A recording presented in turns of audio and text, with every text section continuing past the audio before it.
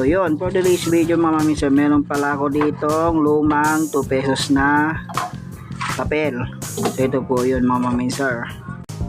Kasi meron po akong napapanood mga minsan na coin collector na may value pala ito. Sana makita din ng mga coin collector ito kung talagang meron itong value. Sa mga friend po na coin collector, pakitag naman po sa kanila para malaman ko kung may value po ito or wala. May mga tagpipiso din pala ako dito na old coin na 1972 tsaka 1974. Ito po yun mga sir. So isa-isahin ko na lang, babalik na rin yan para makita nyo din kung ano yung mga 19 yan mga sir. Nakalagay nga pala ito sa aras, yan po yun. So old talaga yan mga sir.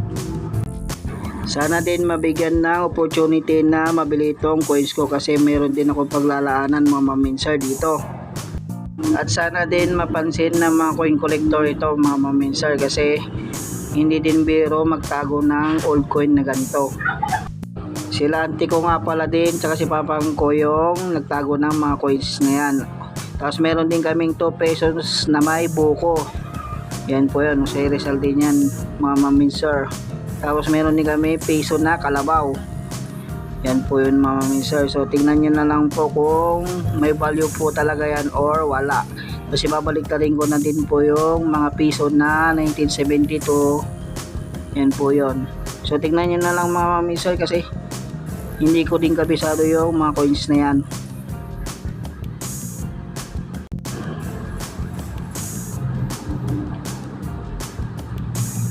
Yan po mga sir, 1974. So iilan lang pala yung 1974 na coins dyan mga sir. Yan po. So tatatlo lang ata po yun. So ito po lahat yung old coins mga sir. So meron din pala ako dito na coins na Elizabeth 10 pesos mga sir. So yan po, may casino din pala na coins dito mga sir. Hindi ko din alam yan kung may value din yan na old coins mga sir kasi binigay din yan ng bayaw ko. Ito po yun mga sir, yan. May 50 cents din yata na Jose Rizal din mga sir, yan po yun So pakitag na lang yung mga coin collector na kilala nyo. So hanggang dito na lang, salamat sa panonood, peace out.